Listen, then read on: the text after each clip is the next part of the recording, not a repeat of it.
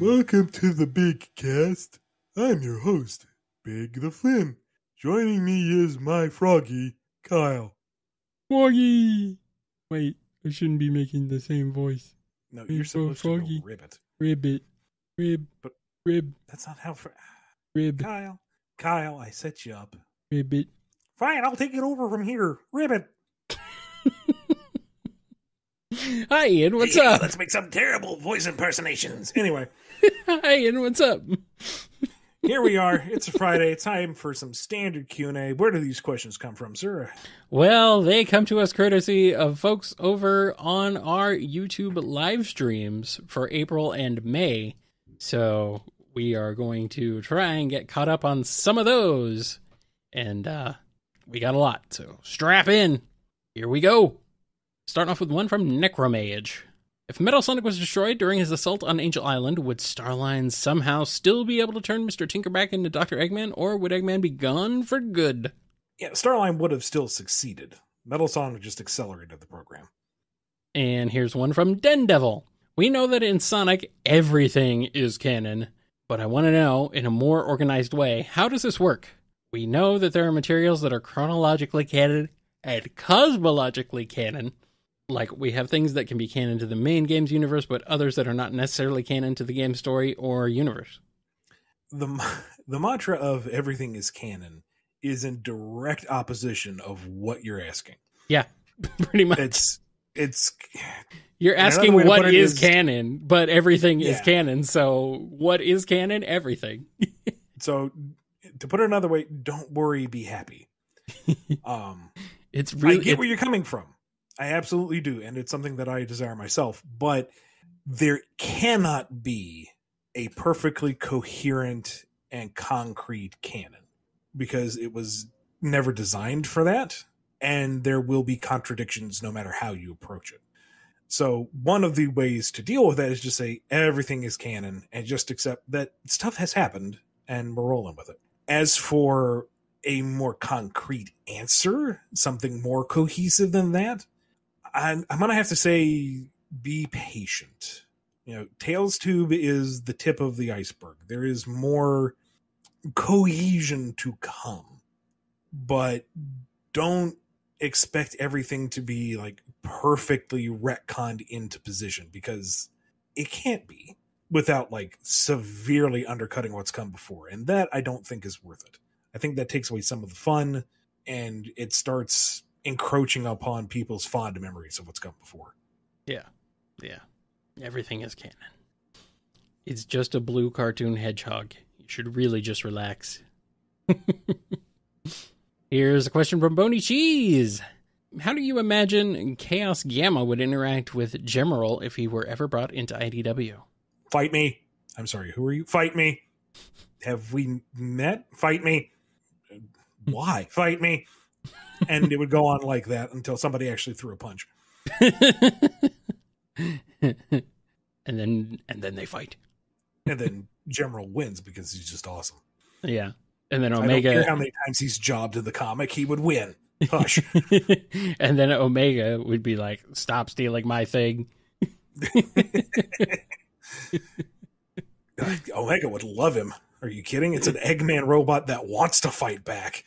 I guess that's true, yeah. But he's doing his thing, though. He's doing his thing of just asking for fights. He's stealing his thunder. And Omega would bring the thunder. That's true. Omega would like freaking floor Chaos Gamma. It wouldn't even be a fight, really, ultimately. And that would be disappointing to Omega. He's like, I thought you wanted to fight. Here's a question from System 509. If you were tasked with writing a story set in the Sonic movie universe, be it movie, TV show, spinoff, or comic book, who would be the main character and what would the basic plot be? I don't know. I wouldn't mind seeing a TV series that's kind of slice of life of Sonic, Tails, and Knuckles adjusting to life with Tom and Maddie. Yeah. You know, Tails has a place where he's accepted and he belongs. Knuckles is completely out of his element. Sonic gets to kind of bro it up and be comfortable with everyone else. And Tom and Maddie now have 3 kids. They were not anticipating that. And how does the town of Green Hill deal with that? What hijinks can be had? Mm-hmm. And what problems do Sonic solve, and what problems do he cause? Do they build bunk beds in the attic? Do Knuckles and Sonic fight over who gets the top bunk? They absolutely do.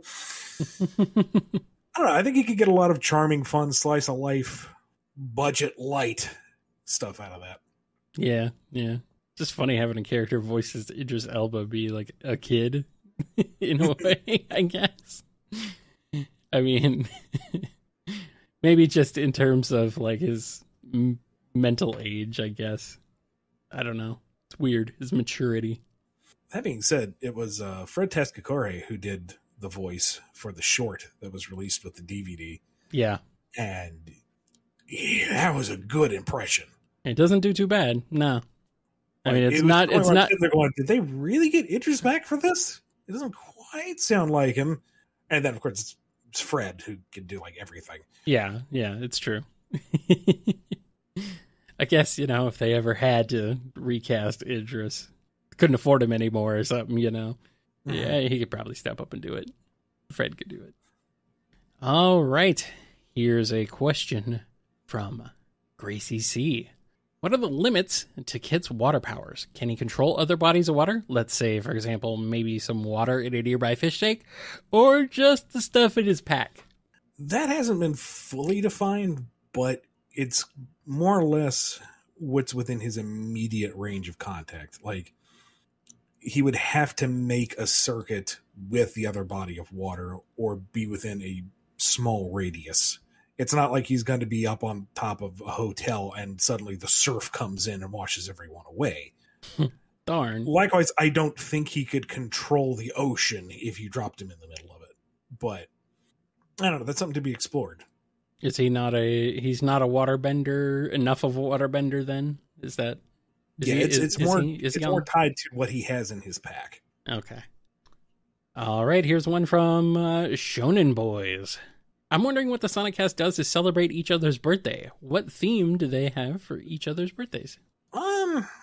Getting Sonic to sit still for his own birthday would be a trick. I mean, the last time they did that, they got sucked into various portals through time. So maybe no more Sonic birthdays then. Yeah. Knuckles has no idea what the concept is. He thinks the island's being invaded. No more surprise parties for him. It didn't go over well. No. Surprise attackers! Mm-hmm. Amy likes to just spend the day out with friends. She doesn't like a party. She likes making it a day. Going out, having fun, going places, spending time with people, indulging in the food that you said you weren't going to do because it was not part of your boxer-size regimen. Which I absolutely adore, by the way. I love that piece of art. Yes. Fantastic. Cream still gets your kind of traditional cake and party hats and streamers and stuff. Birthday party. Tails is a tough one. What would he like?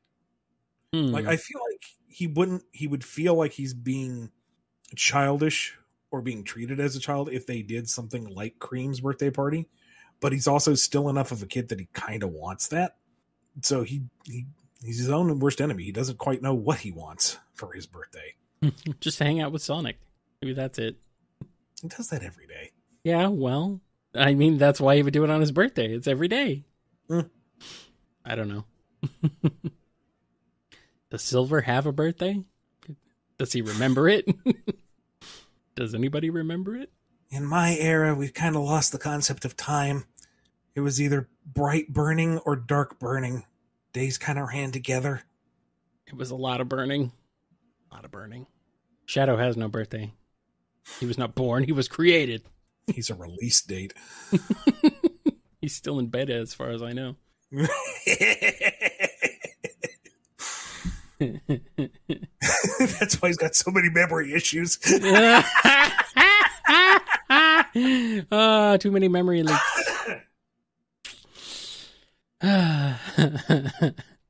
It's true. All right. Let's move on to the next question. We gotta keep this moving.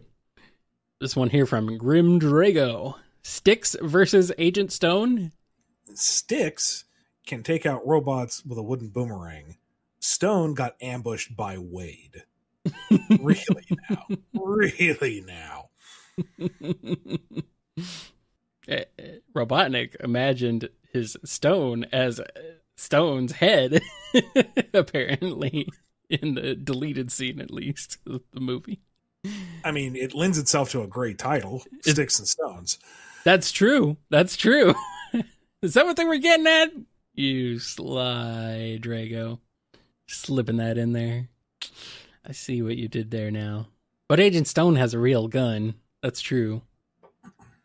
Again, ambushed by Wade, who had an active siren on his head.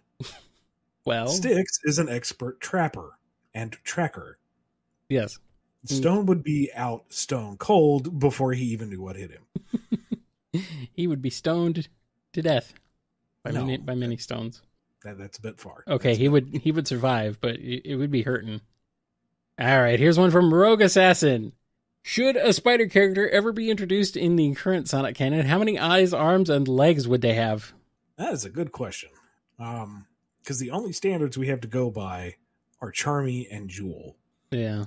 And there was that supposed spider character in Sonic Adventure 1 on billboards who you really can't get a good look at. Yeah, I don't know where the spider angle is coming from, unless the artist actually said there's supposed to be a spider, really? But they're okay. They have 4 limbs, I think. I don't think they had 8, so it seems like they're going with the more Mobian than insect angle. Yeah, I don't know. Otherwise, there's Uma Arachnis from Archie, I guess, or not Archie. Yeah, but is that Archie? That's Archie. But okay, that's off the table. So. Well, obviously, but I mean that's like the only other thing you can really look at, or Bride of Endless Reach, same thing. Yeah, similar thing. I don't think we're going to see one anytime soon because Jewel got approved. But then one of the diamond cutters was originally going to be a bug, and that was rejected. Mm-hmm. And so rather than Jewel setting a precedent, Jewel has become the exception that proves the rule. So I don't know.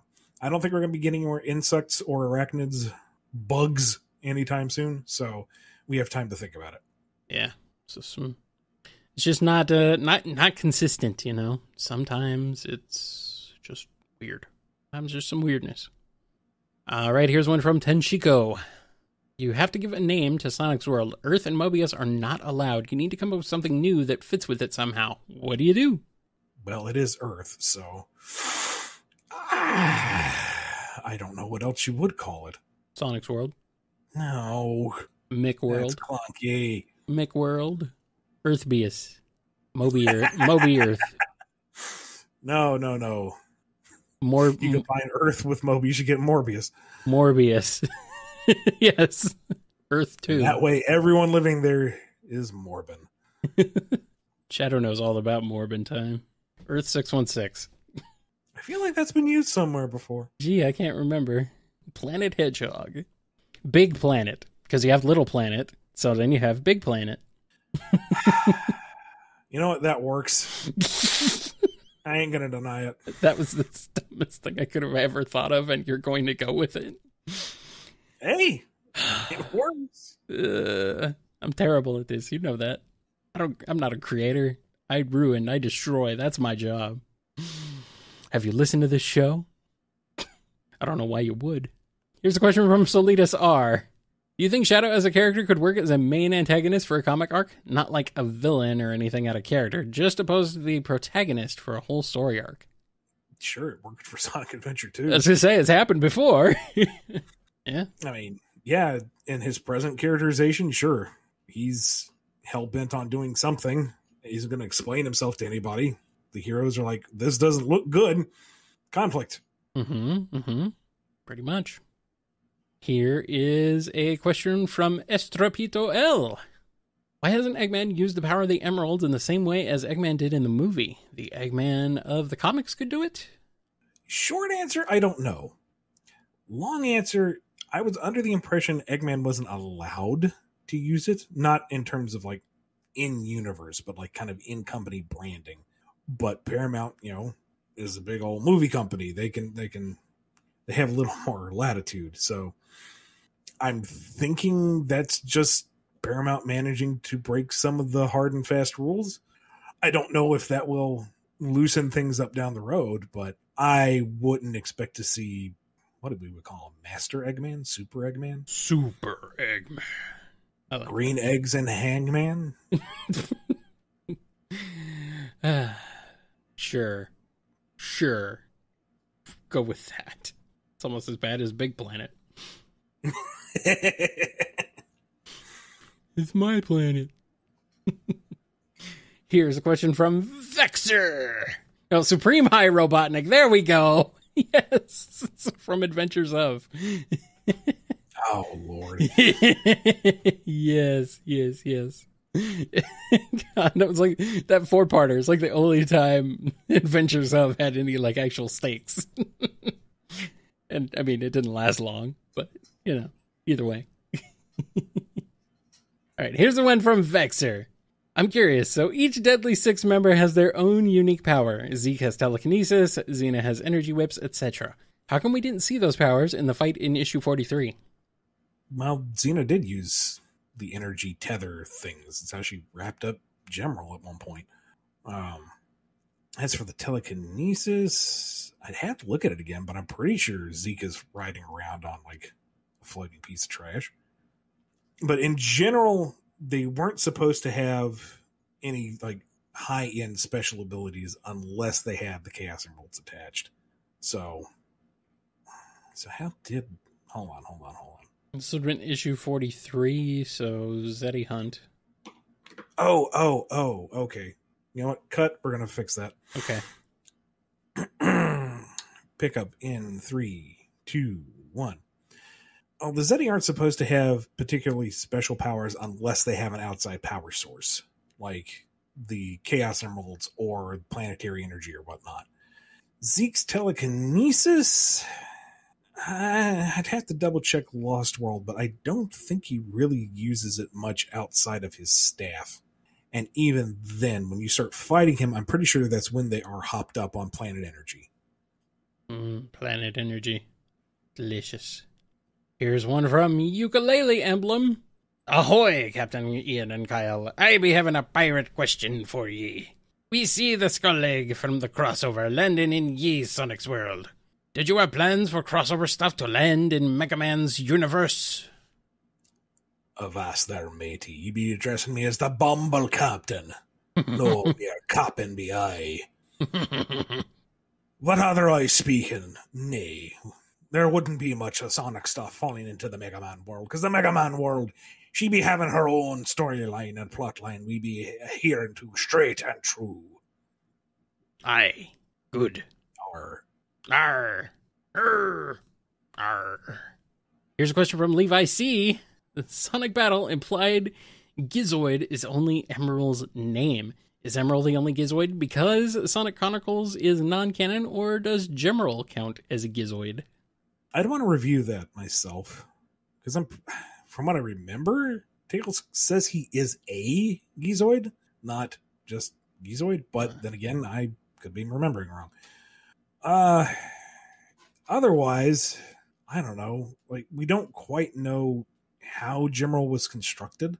Like, is he based off of Emerald's design, or is he from whatever remained of Emerald? And in which case, if so much has been replaced, we got kind of a Ship of Theseus scenario here. Does he count as a Gizoid if he's made from, or if he's just designed after? I don't know. There's too many little details on this. There's too many emeralds. We just need one. That's Legacy. Gotta kick it up a notch, And our last question before we take a break is from Toaster. SA2's story only. Where do you two stand on Sonic being the true ultimate life form? Gerald's first creation 50 years ago, natural versus Shadow's artificial, or a guy who loves adventure? I don't think you should take Shadow's line too literally. I don't think so either. I think it's meant as a joke. But remember when Shadow could smirk and make jokes? I remember. I don't remember that at all. He's always been super serious. But, a whole game revolving around him thinking he is the ultimate life form and whatnot. And then here he sees Sonic, being his equal and performing in fantastic ways. And he jokes, maybe you're the ultimate life form. Ha ha ha. It's clearly a joke because I'm the ultimate life form. Yeah, I don't think there is an ultimate life form. I think that's just Shadow being Shadow, He has a huge ego because he's Shadow. That's what he does. Double tapsies, no takebacks. Exactly. Yep. Well, with that, we're going to take a quick break, and we'll be back with more Bumblecast.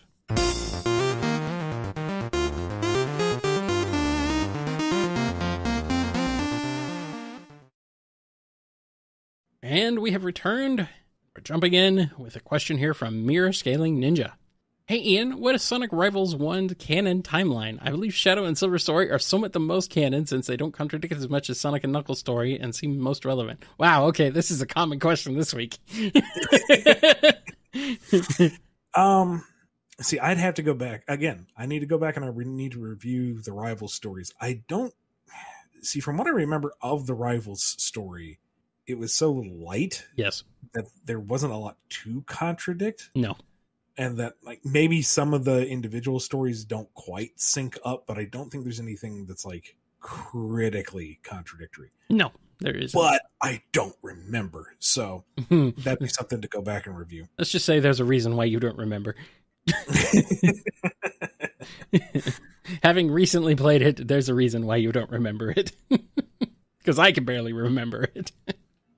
And I don't know, it just wasn't worth remembering. Wasn't great. Yeah, Nega uses the camera to capture people in pictures and stuff in pictures. Big deal. Oh, yeah. And then they go back and they get it back. Yeah, that's it. Wop. Yeah, that's it. Yeah, so I, again, have to review, but I think everybody has everyone's individual story works just fine. It's just, Eggman Nega gets his butt kicked 4 times over and his plane gets ruined 4 times over. It's kind of the Sonic Heroes scenario. It's Sonic Heroes, but even more of a slog because it's literally identical for everything. The levels are no different between the characters. The level order is no different. Nothing has changed. Nothing. It's it is faster than Sonic Heroes at least, but I personally would rather play Heroes. That's just me. I'm a weirdo like that, but oh well. We're going to get into this question here from Plays Games.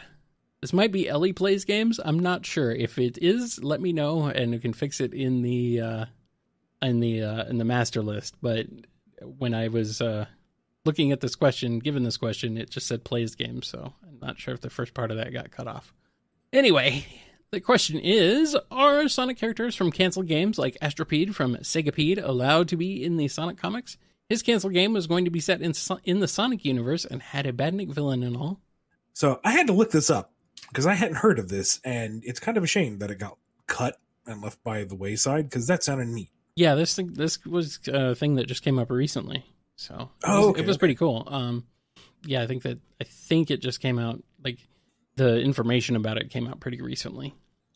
But I can pretty safely say that no, it is not accessible. We have a hard enough time getting some of the older released canon material, brought back. Stuff that was never released. There might be a rights issue too, since the game was never published. The concepts might revert back to the creators. I don't know. But yeah, if it's not published under the Sonic brand, then yeah, it's not going to show up. Yeah. So no Tierra Bubowski. Sadly. I'm sad. Bring back the Bubowski. Do it, Ian. You're in charge of Sega now, right? That's how it works. You can do it. I tried at one point because, by God, I wanted to see someone. I wanted to see the words Professor Gazebo Bubowski printed. Yes, but sadly, it did not come to be. Bring back Madonna. Yeah, it kind of did in Archie in the Archie eras. Yeah. A little bit.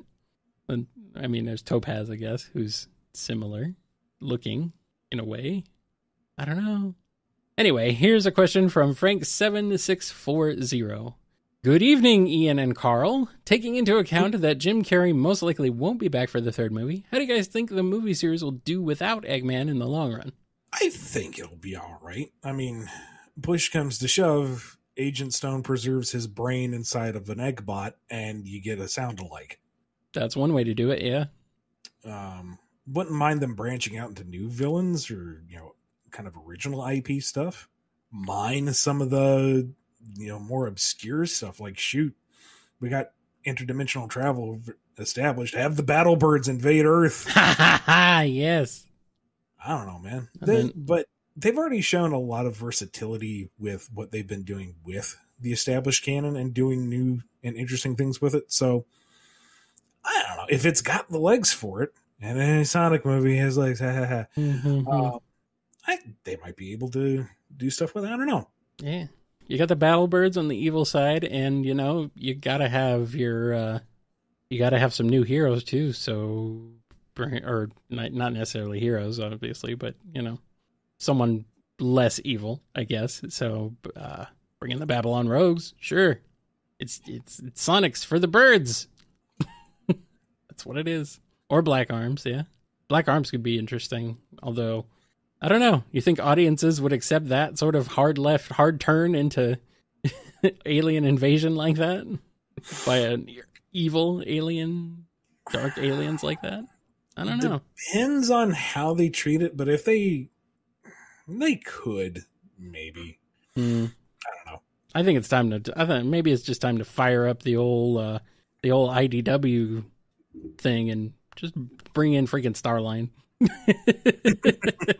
Just do it. For years I studied Dr. Robotnik from abroad.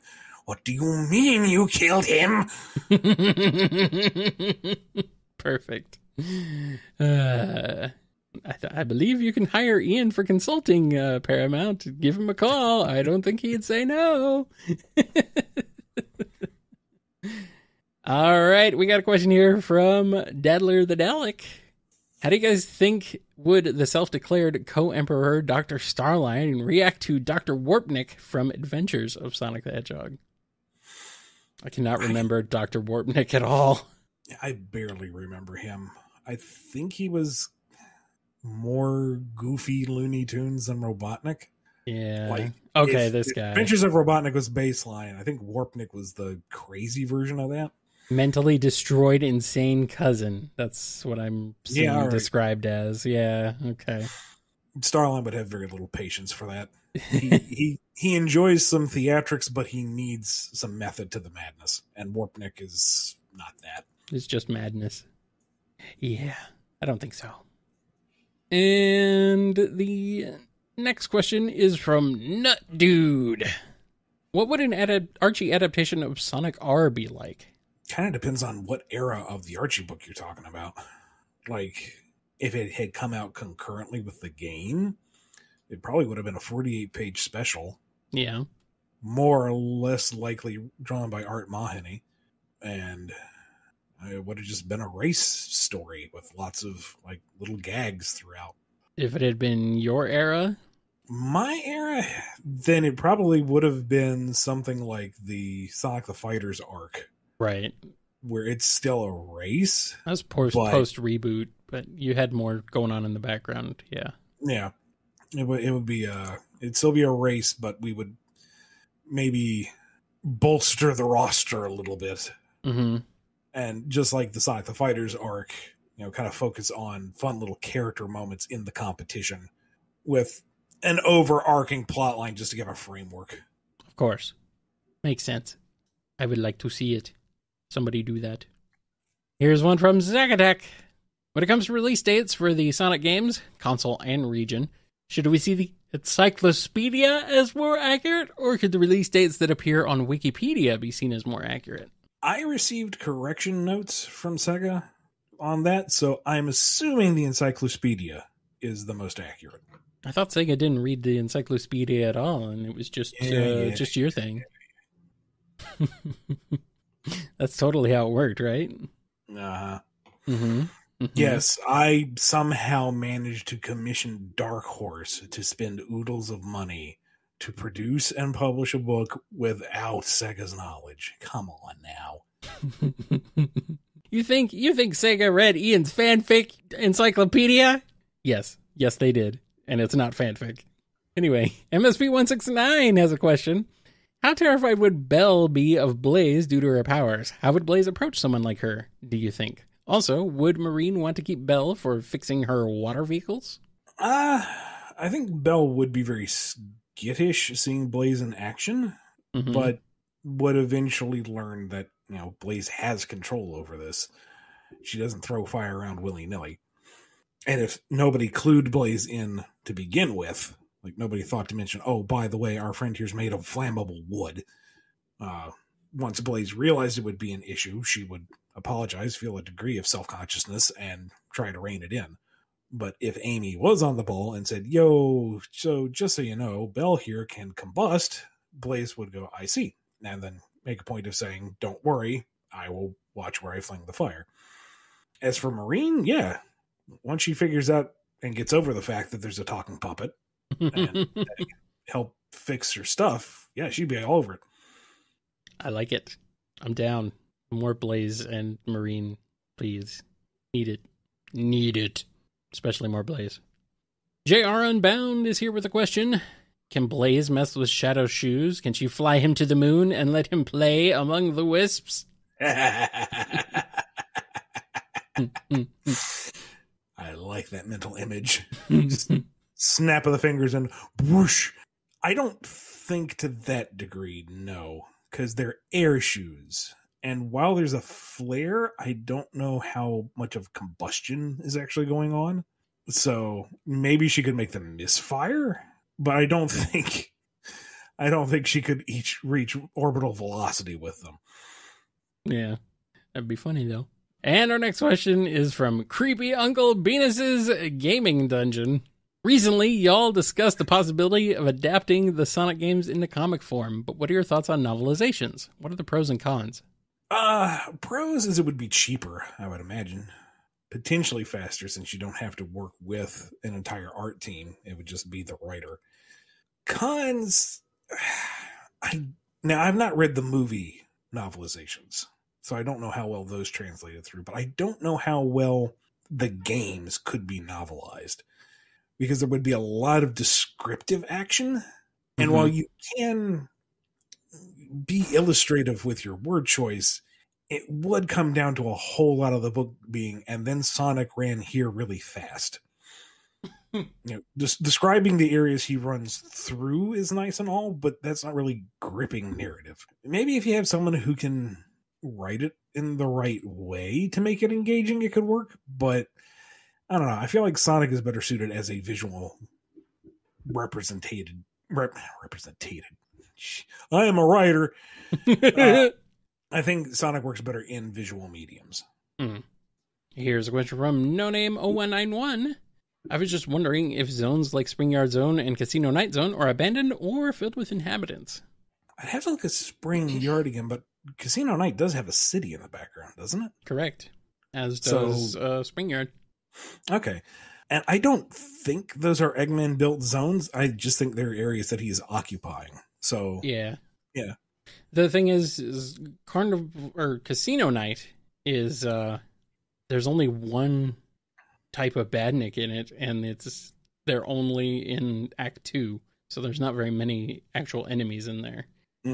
So I don't know if that's like supposed to be representative of like how populated a place is, but I don't think so. Just kind of a weird, strange quirk of that zone in particular. Spring Yard's got plenty of enemies. There's no shortage there, but Casino Night is weird like that. Oh well. Here's a question from Buttered Noodles. Scenario time. Sega wants you to give one character to have a realistic gun that isn't Shadow. Who is it, and how bullcrap is that decision? It's big. Of course it is. I tried being nice with the fishing line. I tried. You forced my hand. Now I have the BFG. 9,000. The big fishing gun. Uh-huh. Doesn't even need bait. There we go. 20 catch. No fish. No fishing. It doesn't actually fish anything. It just kills. Brilliant. I love it. Here's a question from Quinn Holla. What are the black lines around Silver's eyes? Is it eye bags, eyeliner, a birthmark? I think it's just markings. I think I'm going to say yes. Is it eye bags? Yeah, probably. I mean, if I lived in his future, I'd probably have nothing but eye bags too. Is it eyeliner? Sure, why not? I don't know. Is it a birthmark? Yeah, whatever. Here's a question from Stacey H. Do you think any of Tails' friends sometimes call him by his real name, or never? Does he stay up late on inventions and have to be dragged to bed with a strict parental miles Tails per hour? I think most everybody just uses Tails now. Didn't he dislike being called Miles? Or am I headcanoning that? Given how long the franchise has been going, that's probably a point somewhere, but not that I can think of off the top of my head. Yeah, I don't know. I think Sonic gave him that nickname, right? Though? No, Tails was a nickname given to him by his bullies. Sonic is the one who told him to embrace it. Oh yeah, okay. Yeah, that's right. I forgot. Been a while since I read the Sonic 2 manual. And our next question is from Lucio. What were your initial reactions to what you could call popularity milestones that were made with Tangle and Whisper, such as their Sonic Dash / Forces Mobile debut? Obviously not forgetting said plushie announcements. I can imagine mountains of pride from it. Oh, absolutely. I'm thrilled to pieces. It was awesome, yeah. Yeah. Like, I'm kind of greedy because it's like, oh, if we've gotten this much, what comes next? But give me more. You know, Evan and Tyson did killer designs, and the team all came together to do great comic stories, and I'm glad they've resonated as much as they have. And it's kind of exciting to see where else they may go. If, you know, this is it, if we've reached the peak of the bell curve, well, that's still cool. We got farther than anyone else. That's super awesome. The bell curve, you say? Could Belle also make an appearance somewhere at some point? Maybe. I don't know. She should. That'd be fun. You know, I mean, there is this upcoming Sonic game that's happening pretty soon here. It seems like maybe a good opportunity to introduce some new to the game characters. Maybe. Do it, Sega. I dare you, cowards. And our last question is from Bob is Mad. If Sega, for whatever reason, held a gun to your head and told you to make an Orbot and Cubot miniseries, do you think you could make it work? They don't need a gun. I'll be the one armed. You'll threaten them with the gun? Whoa, dang. Let me have this. Let me have this. I think an Orbot and Cubot miniseries would be incredible. That would be so much fun. Tons of potential for them. Just goofy antics galore. Yeah, absolutely. I would love this. The latest Eggman scheme falls apart. They get left behind. They have to make it back to the egg base. And it's all the travails along the way. It writes itself, practically. Brilliant. Yes. There's really nothing that would stop you. And I'm here for it. Well, that's it for the Q&A. But before we go, we need to give a big thank you to all the sponsors who make this show possible. Yay!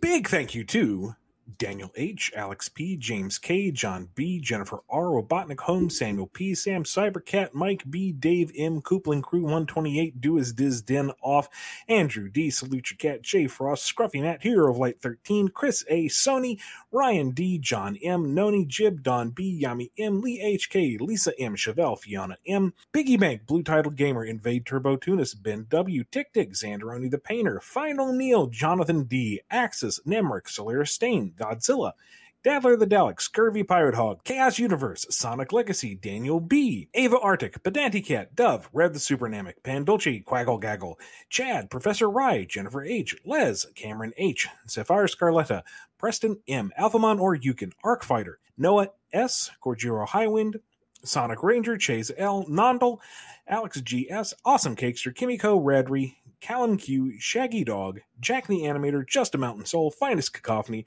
Ty H, John the Real Waluigi, Maddie H, Jolene B, KJB, and Tails, Dream Boatin, In Zephyr, Owen BD, Mox Derucival, Knights Yubel, The Marble Gardener, T Ranger, Lewis J, For Sonic Fan, Joshua S, Omega Watt, Agent Kaz, Navarre, Exidal, Patton M, Ty Cyan, Lemur Chicken, Jamal S, Leon Strife, Rhythm Raccoon, Lacey M, Wild 48, Fenris Asker, Pap, Delta God 77, Dapper Shinks, Miggy Sawdust, Pig Dan 20, Jinx, Unlikely Veronica, Spiral Warrior, Phi, Angela V, Afro Liffy, Chaos Sonic 1, Madeline Blue Star 7, Master Sword 648, Mighty Ray, Noko Nori, Scourge Time, Speedweed, Steph Cube, The Internet Person, Zay Cartoonist, Ryuko Shion, Meta Mode, Danny the Light, Frost the White Lion, Agnes S, and Wheels 282 Hedgehog. I like all those people. They are wonderful people indeed. Yes, indeed. That's going to wrap up this week of the Bumblecast. We will see you Monday for another round of Q&A. So until then, be good to yourselves, be good to each other, and we will see you next time on the Bumblecast. See ya! How many questions are on the reserve, Kyle? Like, what? Are you talking standard? Because I don't know. Hundreds. I don't have them all in a list because there are way too many. Priority? I don't know. Hundreds. I looked at the document earlier. It's about 9,500 words, so it's a lot for the priority Q&A. I do have all those on a list. I apparently have too many of them on a list. I need to go cull some of them that have already been actually asked elsewhere. You've been listening to the Bumblecast, a co-production of Bumble King Comics and the KNGI Network. Original theme music composed by Ken Coda Snyder. Remixed intro by T-Lopes. Find out more information, along with podcast feeder links, MP3 downloads, and more at bumbleking.com and kngi.org.